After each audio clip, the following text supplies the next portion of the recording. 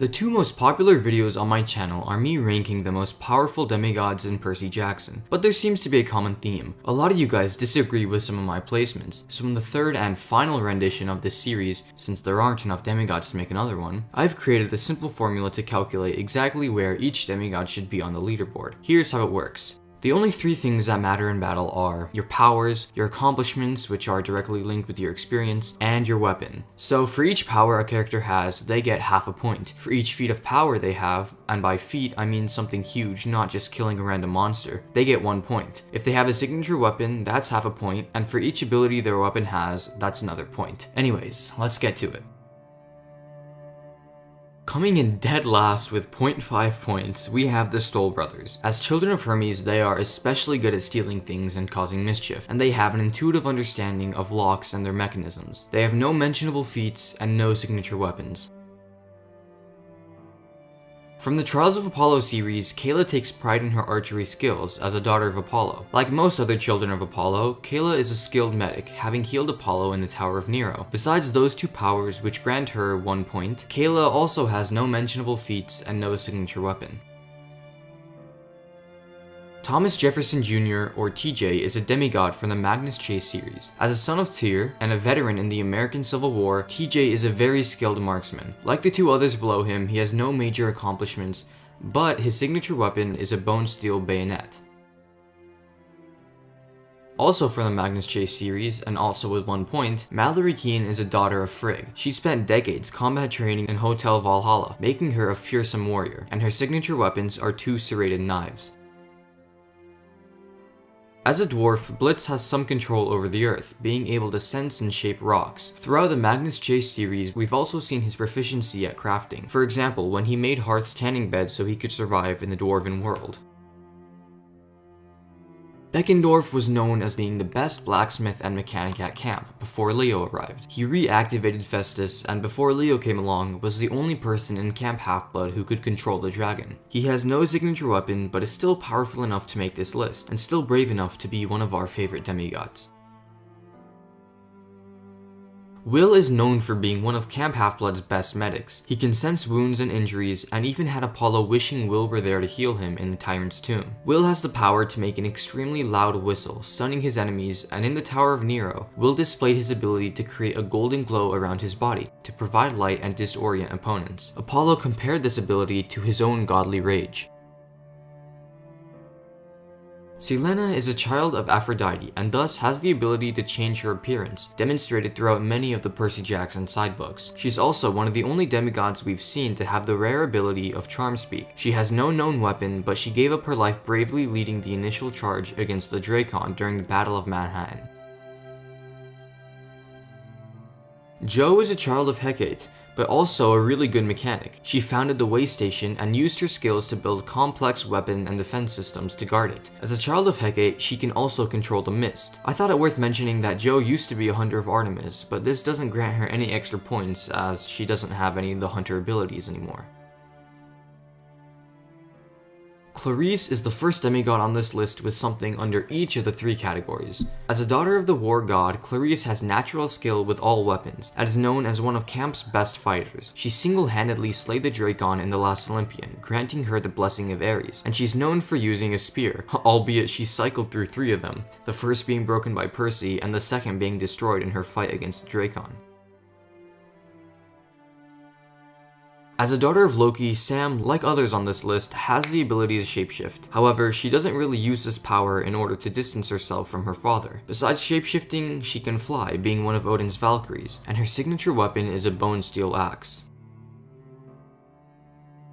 Ethan is one of those characters where you don't really know how to feel about them. He started out as a villain, but in the end he saved Percy's life by attacking Kronos' neck in The Last Olympian. He was known as a capable swordsman, especially in defense, being able to hold his own against demigods like Percy and Annabeth. However, he quickly lost energy if forced to be aggressive. He's a son of Nemesis, letting him control luck to some extent, like when he got his lucky hit on Percy's weak point. Ethan's signature weapon is a poison knife.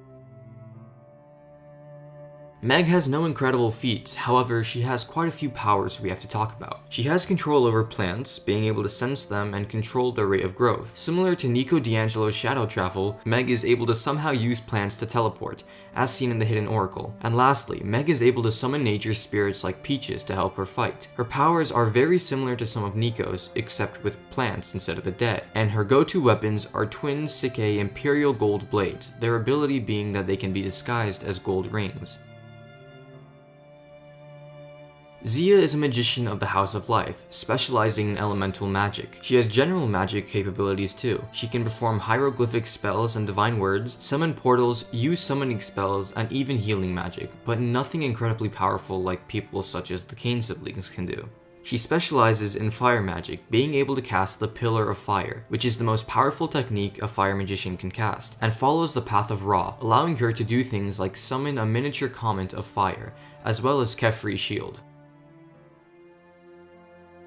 Known for using a garrote made from the goddess Sif's hair, which they used to behead Magnus, Alex is a child of Loki and a fairly powerful demigod. They're very good with pottery, even using magic to bring their creations to life, can charm speak as a child of Loki, and can shapeshift. It's important to note that while others like Frank and Sam can shapeshift, Alex is the only one we've seen shapeshift into another human. Some of their best feats include resisting Loki's influence as a child of Loki and defeating the Jotun Surt. Alright, the top 15. These demigods are on another level. Reyna has incredible fighting skills, being the daughter of Bellona, and has natural instinct with every type of weapon and hand-to-hand combat. It was mentioned that Reyna can also boost her comrades' energy, morale, and strength during battle. Reyna is known for using an Imperial Gold Dagger with no known abilities, and is a former praetor of the 12th Legion. She's traveled across the country with just her Pegasus, battling monsters and surviving on her own to reach the Seven, and has defeated the giant Orion. Lastly, she became a hunter of Artemis in the Trials of Apollo, giving her exceptional tracking and hunting ability, as well as immortality. Walt is a capable magician and also the first to follow the path of Anubis. He has general magic abilities like Xia and is especially good at statuary magic. He created the Shabti of Apophis used during his execration and was later the first to ever become the Eye of Anubis. As the Eye of Anubis, Walt gained a ton of powers. He was able to summon advanced portals, access the Dwat to store and receive items and weapons, use death magic, killing and decaying things with just a touch, and summon dead warriors, people, and spirits. Dahlia is the lieutenant of the Hunters of Artemis, and as a daughter of Zeus, a very powerful demigod. Being a child of one of the big three, she can summon lightning, though nowhere near the level that Jason can. She used this ability in the Titan's Curse during her altercation with Percy. It was also said that Chiron taught her how to manipulate the mist, and her fighting capability is on par with the top. She survived 2 years on the open road with Luke and Annabeth. As a hunter, she's great with a bow, and of course has exceptional tracking skills. She was said to be the only one besides Percy who could face Luke, and she even beat him in the Titan's Curse. Luke wasn't in the best condition then. Her signature weapon is a shield that expands from a metal bracelet. It's also imprinted with the face of Medusa, which scares monsters and demigods alike. As a son of Frey, Magnus has really great healing abilities. Just by touching someone, he can sense and heal most injuries they may have. Magnus also has the Peace of Frey ability, letting him disarm everyone on a battlefield and control the emotion of peace, letting him do things like bring a raging beast to a standstill. Magnus defeated Loki in a fighting, stopping Ragnarok, and his weapon is the Sword of Summer. Jack can fly, fight on his own, and open portals throughout the 9 worlds. Luke was declared the best swordsman at Camp Half-Blood in the last 300 years, and was Percy's main sword-fighting mentor. As a child of Hermes, Luke can effortlessly steal things, like Zeus's Master Bolt and Hades' Helm of Darkness. In the side story, The Demigod Diaries, Luke showed his intuition with locks, recognizing their design and being able to unlock them simply by touching them. Besides Percy, he's the only demigod known to survive a dip in the river Styx, and he wrestled his body from the control of Kronos, showing how strong his willpower is. Besides Percy and Annabeth, he is also the only known demigod to hold the weight of the sky. His main weapon is Backbiter, a half celestial bronze, half steel sword. Piper is the first member of the Seven to appear on this list. She has the rare power of charm speak, allowing her to influence others with her voice. This power improves so much by the end of the series that she's strong enough to influence Gaia, and help defeat her along with Jason and Leo. Besides charm speak, she's able to control the emotion of love to an extent, as seen in the House of Hades, and is able to read emotions very well. Piper defeats Medea and wields Kitoptris, an ancient Greek dagger that lets anyone who looks into it see important visions of moments that impact them. Frank is one of the 7 strongest fighters. As a son of Mars, Frank is an expert with a multitude of weapons. Originally hoping he was a child of Apollo, Frank's weapon of choice is a bow and arrow, and he was described by Hazel as one of the best archers she ever met. He's also very good with the sword, defeating over 100 Catapopones with Hazel's Spatha. Although limited, Frank has some control over the dead who are lost to war, demonstrated in the House of Hades, and has the ability to shapeshift into any animal, including mythical ones like dragons. Frank is one of the current praetors of the 12th Legion, and was given the blessing of Mars while fighting the Cataplones, defeated the giant Alcyoneus, and defeated Caligula, avenging Jason. Hazel is the best demigod on this list when it comes to mist manipulation. She's said to have incredible potential with the mist, and has used it to make objects seem closer or farther away, or to completely mask objects from sight. She tricked and defeated Skyron with it. As a daughter of Pluto, she can control all types of valuable metals as well as manipulate them. She has great underground navigation skills as well. Hazel is able to control bones to an extent, as seen in the Tyrant's Tomb. However, unlike Nico, she has never summoned any undead warrior. She can sense the dead like Nico, and has even shadow traveled successfully before in the House of Hades. She's a member of the Seven and the current praetor of Camp Jupiter. She's also defeated the giant Alcyoneus and Clytius. Her signature weapon is an imperial gold Spatha. Sadie is the second most powerful magician in the world, and is an expert when it comes to hieroglyphs. Sadie has an innate understanding of hieroglyphs, and even summoned the most powerful hieroglyph in existence. Her general magic skills should also not go unmentioned. She can summon portals, transform her staff into animals, perform divine words, transform into a kite, use the Dwat, and use statuary magic. She follows the path of Isis, allowing her to control the 4 elements, and increase the power of her divine words. Sadie defeated Apophis with Carter, defeated Seton with Carter, Percy, and Annabeth, and summoned Ma'at, the most powerful spell in existence. Her signature weapon is a magician's staff. Annabeth is one of the most experienced demigods on this list, and it shows in her feats. She held up the sky for a period of time, outsmarted and defeated Arachne while injured, survived a journey through Tartarus, and is a member of the Seven. She also helped defeat Seton. As a daughter of Athena, Annabeth is an incredible knife wielder and sword fighter. She specializes with her celestial bronze knife and is exceptionally skilled in strategy, intelligence, and memorization. She also had access to Daedalus' laptop for a period of time, giving her access to his knowledge and inventions. Besides her dagger, she has a second signature weapon, her Yankees baseball cap, which allows the user to become invisible while wearing it. Leo Valdez is by far the best when it comes to mechanics. He built the Argo 2 as well as repaired Festus. As a son of Hephaestus, he has the very rare power of fire manipulation, allowing him to control and summon flames, as well as become heat resistant. Leo is a genius intellect. He mastered the Archimedes sphere, used it to build a functioning helicopter in under 1 minute, and he consistently outsmarts his opponents, like during his fight with Ma Gasket in The Lost Hero. He has an innate understanding of technology and machines, using this ability when he first met Festus. He's a member of the Seven, the only one who was able to reach Ogygia twice and rescue Calypso, and he even defeated the snow goddess Chion. His signature weapon would be his magic tool belt, which allows him to instantly pull out any piece of common equipment from a tool shop, and also is able to store a pretty much endless amount of objects. Carter is the pharaoh of the magician world and the most powerful magician alive. He also stopped Apophis alongside Sadie and played his part in taking down Seton with Percy, Sadie, and Annabeth's help. Carter can perform hieroglyphic spells, use divine words, transform into a falcon, transform other people into animals, use statuary magic, use fire magic, use magic to turn invisible, and much more. Like others, Carter can store and retrieve items from the Dwat, but his control over this power is much greater than other magicians. He's been seen to store powerful enemies like the Set animal in the Dwat, impressing the goddess Bast in the process. He follows the path of Horus, which gives Carter enhanced strength, speed, and agility, allowing him to dodge high-speed projectiles and rival the strength of the Apis bull. Carter is able to summon the Fist of Horus, a powerful attack he used against Set, Seton, and even Percy. Carter can also summon a 20-foot warrior with a Blade of Energy, his combat avatar. Carter gains the eyesight of a falcon, as well as unbelievable strength and durability. Lastly, Carter's signature weapon is the Khopesh.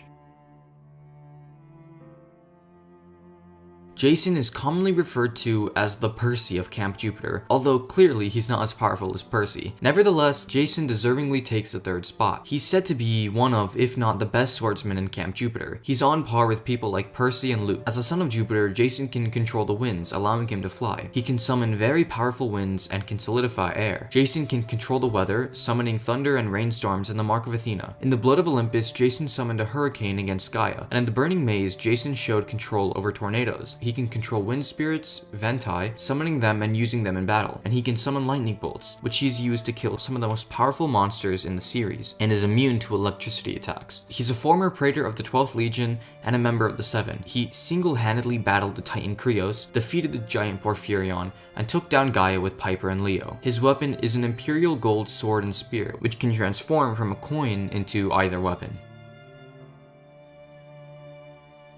Of course, Nico takes the second spot, which is even more impressive considering he's one of the youngest on the list, not accounting for his time in the Lotus Casino. Anyways, Nico has exceptional control over the earth, even more than Percy. He can create huge tremors, and we've seen him open enormous cracks in the ground to swallow his enemies. As a child of Hades, Nico has authority over the dead. He can summon ghosts, spirits, and undead skeletons to serve as warriors. He's also able to sense death like he did when he sensed Jason's death. Nico can control darkness, allowing him to teleport between shadows. He can also radiate fear, coldness, and death, as he did during his fight against Cupid, withering all the plants around him. His major feats include shadow traveling around the world hundreds of miles at a time while carrying two others and an enormous statue, battling Cupid, instantly killing Bryce Lawrence simply by touching him, killing Lycaon, defeating Minos becoming the Ghost King, surviving Tartarus for a time alone, and surviving nearly a week in captivity using the Death Trance. Last but not least, Nico's weapon is a Stygian iron sword, which absorbs the essence of anything killed with it, preventing them from ever regenerating in a new body.